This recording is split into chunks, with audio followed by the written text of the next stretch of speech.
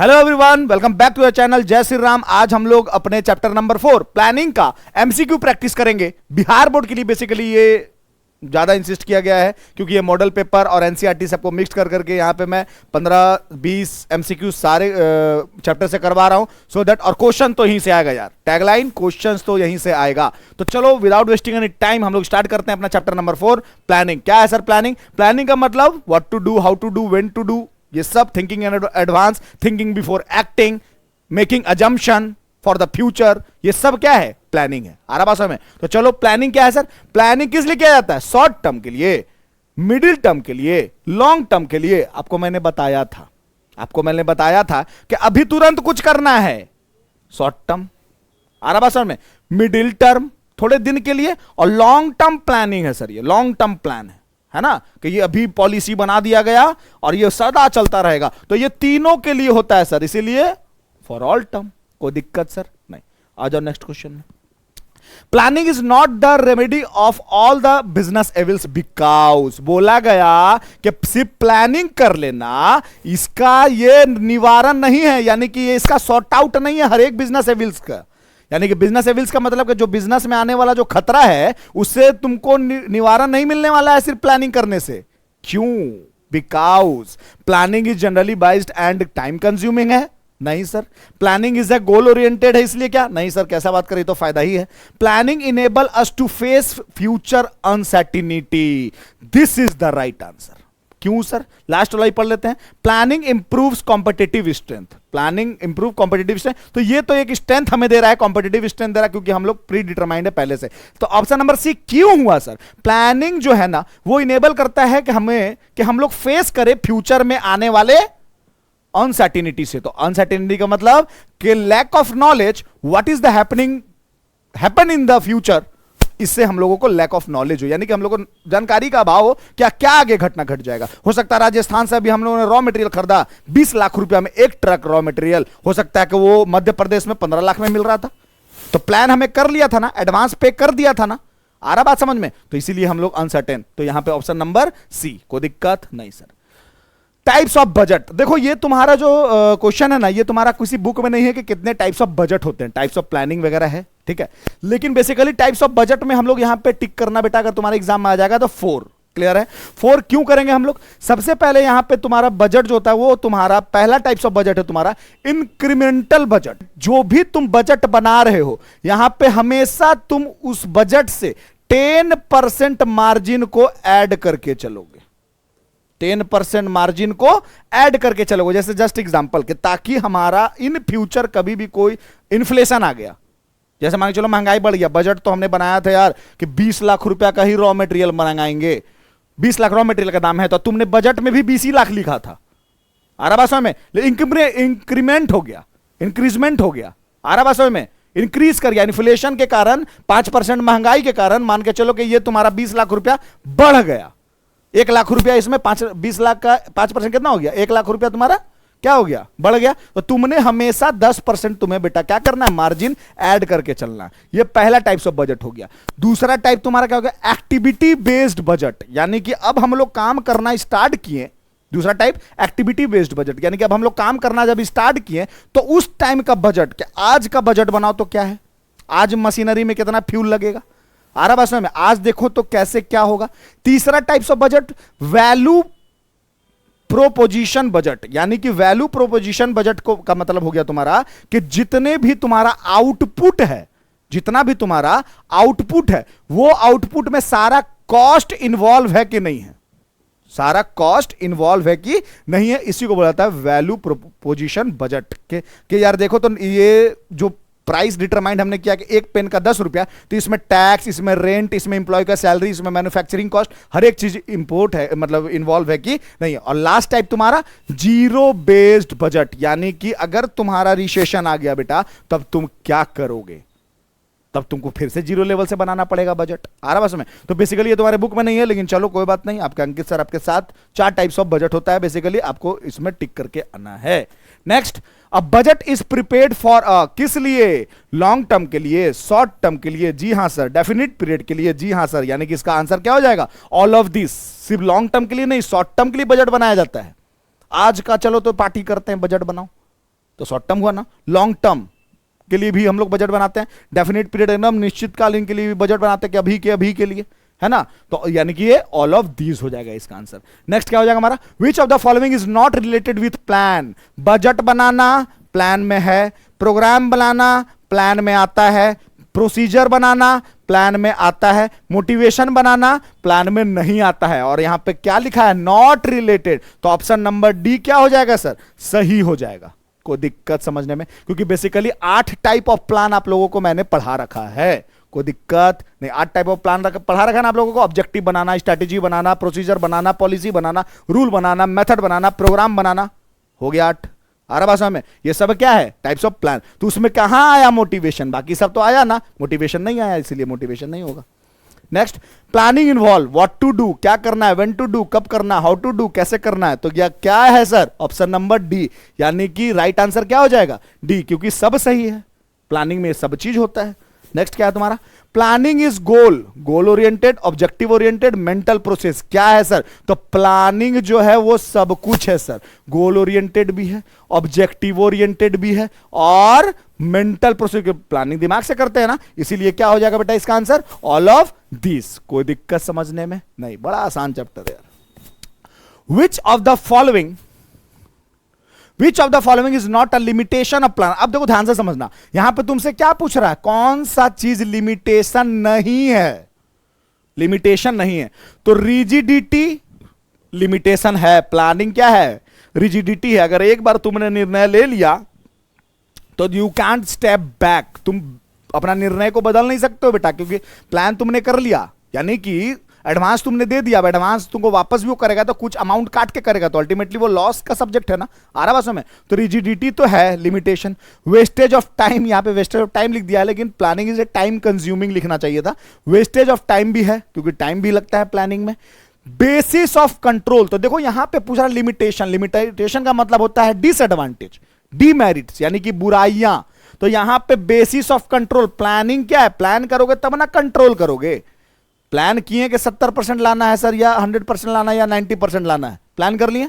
अब 90% नहीं आया तो हम फिर उसको एनालिसिस करेंगे ना, कंपैरिजन करेंगे ना कि कहां पे डेविएशन आ रहा है, आ रहा बात समझ में, कहां पे डिफरेंस आया हमसे सर, कोई दिक्कत समझने में। तो ये तो एक बहुत बड़ा बेसिस है, तो यहां पे अच्छाई बता दिया गया, इसीलिए आंसर हमको मेरे हिसाब से यही होना चाहिए। और ह्यूज कॉस्ट, प्लानिंग में कॉस्ट ज्यादा लगता है, तो ये भी अच्छाई ही है, यानी सॉरी ये भी लिमिटेशन ही है। तो यहां पे बोला गया कि लिमिटेशन का मतलब डिसएडवांटेज, तो rigidity disadvantage, wastage of time disadvantage, huge cost disadvantage. तो तारीफ क्या हुआ सर, बेसिस ऑफ कंट्रोल। तो लिमिटेशन नहीं है, कौन नहीं है, बेसिस ऑफ कंट्रोल, यानी कि यहां पे ऑप्शन नंबर क्या हो जाएगा, सी। कोई दिक्कत नहीं, आ जाओ next. Planning is necessary, unnecessary, wastage of time, wastage of money, क्या है सर, कोई भी बेवकूफ भी बता देगा यार नेसेसरी, प्लानिंग करना बहुत जरूरी होता है, विदाउट प्लानिंग कुछ नहीं होता है, अटेंडम। तो planning is necessary. Next, budget refers to. अब देखो यहां पे एक क्वेश्चन आया है तुम्हारे पास, उसको दिमाग लगाने वाला है। बजट रेफर्स टू, बजट का मतलब क्या होता है, planned target of performance, target of performance, कि जो भी तुम्हारा टारगेट है मतलब परफॉर्मेंस है, उसका प्लान के अकॉर्डिंग उसका टारगेट फिक्स हुआ कि नहीं।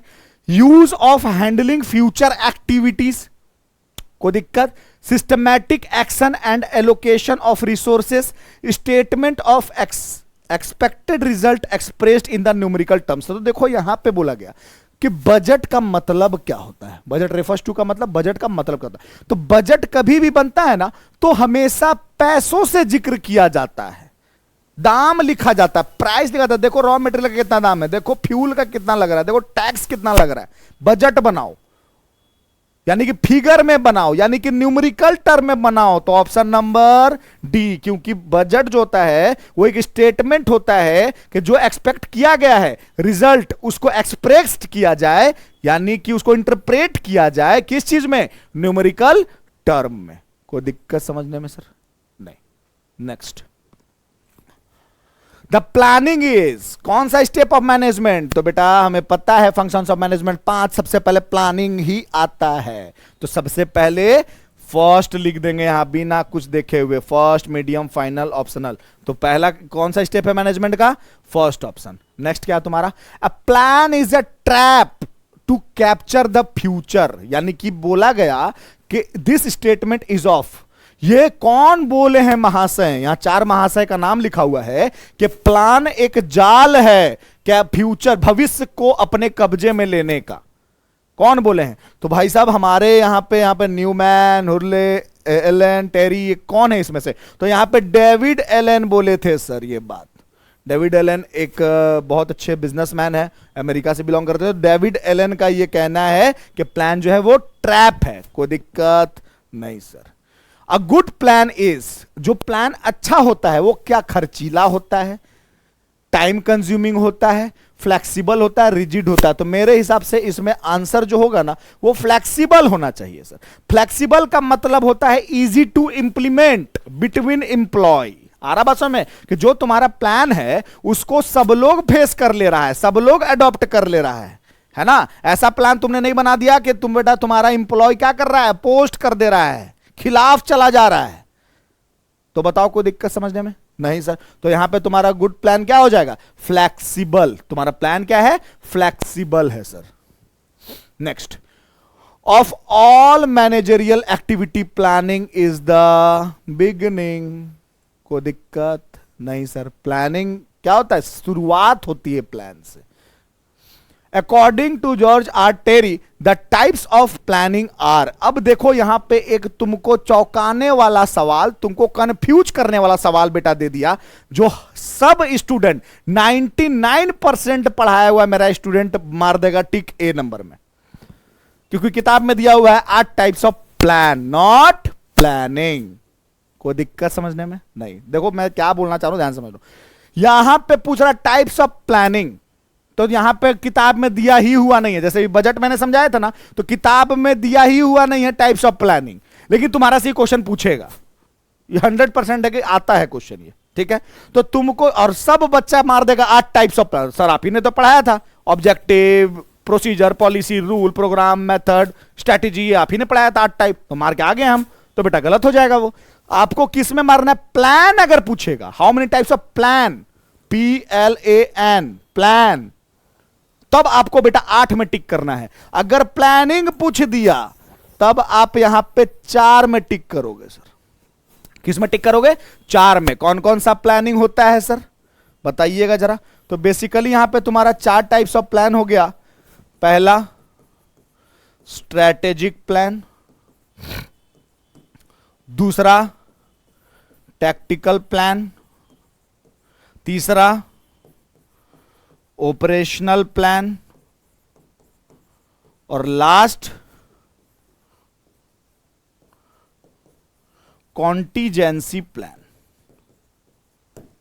कोई दिक्कत सर? कौन कौन सा plan? Strategic plan, tactical plan, operational plan, contingency plan. क्या है सर, थोड़ा थोड़ा समझा दीजिए। स्ट्रैटेजिक प्लान का मतलब जो हायर लेवल के लोग होते हैं ना, वो स्ट्रैटेजी बनाते हैं for the long time, for long time. Plan and policy बनाना, ये सब क्या स्ट्रैटेजिक प्लान है। रणनीति बनाना, इस साल का हमारा रणनीति क्या होगा, प्लान ऑफ द ईयर, वो क्या हो गया? Strategic plan. दूसरा टैक्टिकल प्लान। अब ये प्लान यहां पे तो हायर लेवल बनाया ना, टॉप लेवल बनाया ना। अब ये वाला जो प्लान है बेटा तुम्हारा टैक्टिकल प्लान, इसको बनाएगा तुम्हारा मिडिल लेवल, यानी कि जो बनाया गया है टॉप लेवल के द्वारा उसको कैसे इंप्लीमेंट किया जाए, टैक्टिकल प्लान। कोई दिक्कत सर समझने में? नहीं। उसके बाद ऑपरेशनल प्लान हो गया, प्लान ऑफ द डे, कि जो भी हमारा गोल है उसको अचीव करने के लिए आज का प्लान क्या होना चाहिए सर, यानी कि शॉर्ट टर्म के लिए। सिंगल यूज प्लान पढ़ा ना आपने, standing plan and single use plan. तो यहां पे क्या हो गया? ऑपरेशनल प्लान वो हो गया एक दिन के लिए। और कॉन्टीजेंसी प्लान का मतलब कि हर लोग बेटा बैकअप रखता है आज के डेट में, रे बैकअप है ना, कि प्लान ए नहीं तो प्लान बी, तुम नहीं तो कोई और। तो वही चीज है यहां पे कॉन्टीजेंसी का। अगर बेटा तुम्हारा प्लान ए क्या हो गया, फेल हो गया, तो बी तुम्हारा चलेगा। तो ये हो गया चारों का मतलब। और ऑप्शन नंबर कौन सा सही है सर? 4। तो टाइप्स ऑफ प्लानिंग 4। कोई दिक्कत नहीं, हो ही नहीं सकता सर। प्लानिंग इज फॉर, किस लिए किया जाता है? क्या सर पास्ट के लिए कोई प्लान करता है? फ्यूचर के लिए प्लान करता है सर। कोई दिक्कत सर? इतना आसान आसान क्वेश्चन दे रहे हैं। Which of the following is not step in the process of planning. देख प्लानिंग प्रोसेस आपने पढ़ा होगा नहीं पढ़ा तो पढ़ लेना यार, ठीक है, एग्जाम आने वाला है, मजाक मत करना। Making assumption about the future, ये तो क्या बोल रहा, नॉट स्टेप, यानी कौन बेटा, इसमें अब चारों को पढ़ना होगा और चारों में बताना होगा कि कौन नहीं है। तो चलो आप पढ़ते हैं मिलजुल करके। Making assumption about the future, future के बारे में सोचना, ये तो है, ये है प्रोसेस में। इवेल्युएट करना किस चीज को, डिफरेंट प्रपोजल को, in light of the objective to be achieved, यानी कि इवेल्युएट भी हम लोग करते हैं। अब जैसे मान लो रेस्टोरेंट खोलना है, रेस्टोरेंट खोलना तो देखेंगे ना यार कि कहां पे ज्यादा सही रहेगा, इवेल्युएट करेंगे ना कि रेस्टोरेंट कैसे करके खोला जाए, फर्स्ट फ्लोर पे खोला जाए, ग्राउंड, तो उसी को बोला गया इवेल्युएट करना। Allocation of job to member of each department, plan करेंगे तभी हम लोग एलोकेट करेंगे काम को, है ना। Seeing whether activity are performed as per schedule or not, this is the right answer according to me and you all also. देखो क्या बोल रहा है, seeing whether activity are performed as per schedule or not का मतलब हो गया कि यहां पे ये देखना कि काम अकॉर्डिंग टू प्लान हो रहा है कि नहीं हो रहा है। तो ये तुम्हारा काम नहीं है बेटा, ये स्टाफिंग और कंट्रोलिंग का काम है, तुम्हारा काम है प्लान बनाना। कोई दिक्कत सर, कोई दिक्कत नहीं सर, तो ये ऑप्शन नंबर क्या हो जाएगा, डी हो जाएगा सही, तो कोई दिक्कत नहीं। तो ये था आपका आज का चैप्टर नंबर 4। आई होप कि आप लोगों को बहुत अच्छा लगा होगा। चलो चैप्टर कुछ कुछ बचा हुआ है 5, 6, 7, फिर हम लोग आगे का करेंगे, मिलते हैं जब। और 1 शॉट वीडियो मेरा जाता रहेगा चैप्टर का, 3, 4, 5 चैप्टर, 4 चैप्टर शायद बच रहा है तुम्हारा, 2 चैप्टर पार्ट ए से और 2 चैप्टर पार्ट बी से, उसका भी मैं करा दूंगा। हंसते रहिए, खेलते रहिए, मुस्कुराते रहिए और देखते रहिए अकाउंट्स वाला का वीडियो। कपिल शर्मा सो नहीं बेटा, एग्जाम आ रहा है, वरना फिर दुनिया हंसेगी तेरे पे। चल बाय, गुड नाइट, जय श्री राम।